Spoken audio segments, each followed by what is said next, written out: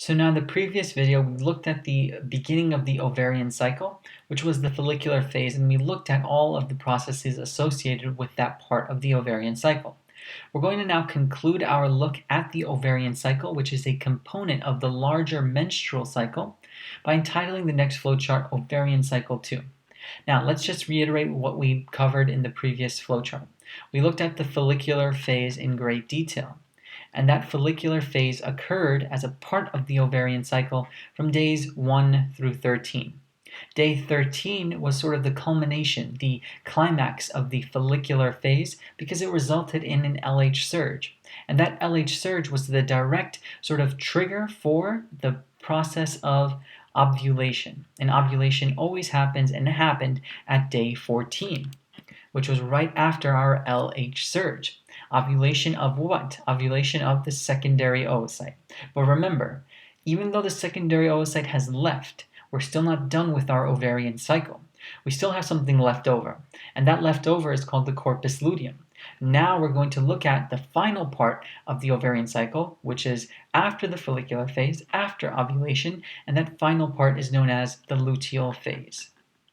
So let's do this. Luteal phase, this goes from not 14, but now the next day, 15 to the end of the cycle, 28, and then we'll have a roundabout to the beginning of the cycle one more time. So what happens in the luteal phase?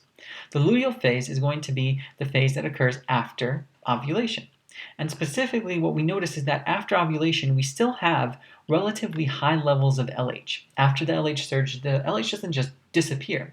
There's still a decent amount of LH. And that increased amount of LH post-LH surge, post-day 13, is going to stimulate something.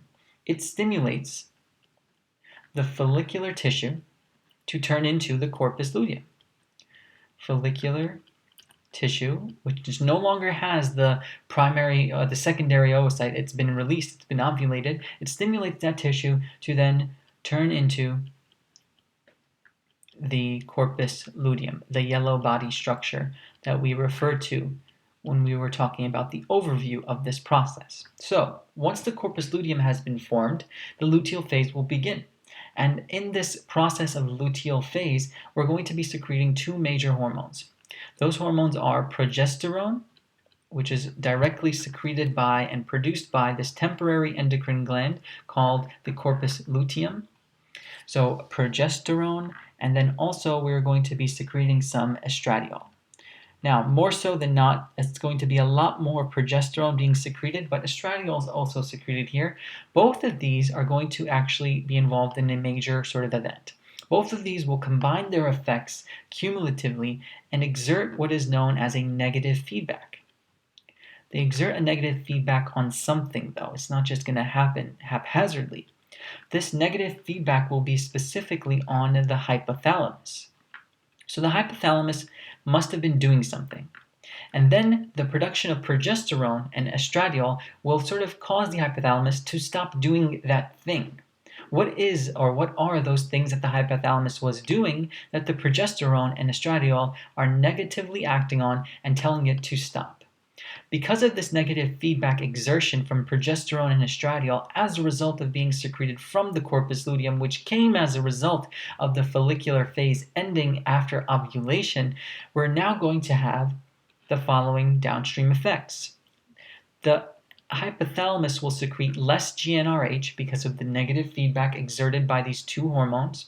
Less GnRH directly means there's going to be less FSH and LH by the AP, by the anterior pituitary, because GnRH is what specifically talks to the anterior pituitary to make FSH and LH, and if there's less being made at the hypothalamus, less will be made at the anterior pituitary. What is the point of this? Why are we doing less all of a sudden? Well, this is because we've already matured a secondary oocyte.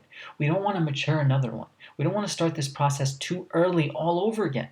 We have to make sure that whatever has been released, the secondary oocyte, has a chance to be fertilized. So essentially, all of this is done in an effort to prevent another maturation of an oocyte. We do not want another immediate maturation. We want to give this secondary oocyte some time to move down the oviduct, some time to possibly meet with another sperm cell and be fertilized. And thus you have this sort of temporary negative feedback on the hypothalamus to tell it to basically calm down, don't start another menstrual cycle, just wait, we may have a possible fertilization and a possible pregnancy. But again, more often than not, what we see is that there is not going to be fertilization, there is not going to be a pregnancy event. So what's going to happen in most normal scenarios of no pregnancy? If there's no pregnancy, what we notice is that the LH levels are going to be, the LH and FSH levels, LH plus FSH levels are going to be decreased. They're going to be at a low level. This is going to then cause, eventually, if this stays at a decreased level for a long enough time, aka for the latter points of the luteal phase, the corpus luteum will not be able to survive. The corpus luteum, Cl, disintegrates because the levels of FSH and LH have been too low. Upon pregnancy, the LH and FSH levels are relatively consistent and stay decently high enough for the corpus luteum to survive, but if there's no pregnancy, after a certain point, the hypothalamus just says, okay, this is not going to happen. I'm going to do what I need to do and make LH and FSH. But what's going to happen is before that, there's going to be a sharp decrease in LH and FSH. This is going to cause the corpus luteum to disintegrate. And once the corpus luteum disintegrates, this is then going to cause a direct lowering of its hormones that it produces. Both progesterone and estradiol levels will decrease. Now, you might be wondering, well, what about that developing embryo? There is no developing embryo. It does not need progesterone or estradiol because there is none. There is no pregnancy, thus we're not going to make these, thus they will be gone. So then now, because there's no progesterone and no estradiol, guess what? This negative feedback on the hypothalamus stops because there is nothing to exert the negative feedback. So what we're going to state is, and I ran out of space here, but I'm going to continue it on the side here, there's going to be no negative feedback, no longer. There's no negative feedback for the hypothalamus. Now the hypothalamus will turn this around. There's not going to be less GnRH, there will be GnRH production. And because there will be GnRH production, there will be the anterior pituitary producing and starting a new ovarian cycle. So I'll say starts new, and I'll squeeze this in here, cycle. Okay. The AP starts new ovarian cycle. And then we begin again at the follicular phase. We go all the way back up to here and start the whole process all over again. So that's our stepwise look at the ovarian cycle. It's a very complex when you look at it with all these words and steps. But again, after you go through this video, these two videos on the ovarian cycle, stop, take a look at the figure 46.14. I've been saying 13, I think it's 46.14. And look at the steps that we've covered. Look at how it matches up. I want you to focus on the LH surge, the events pre and post LH surge, and see how the ovarian cycle matches up to everything we've been saying thus far. That covers our ovarian cycle. We're going to now move forward and look at the other component of the menstrual cycle as a whole, known as the uterine cycle.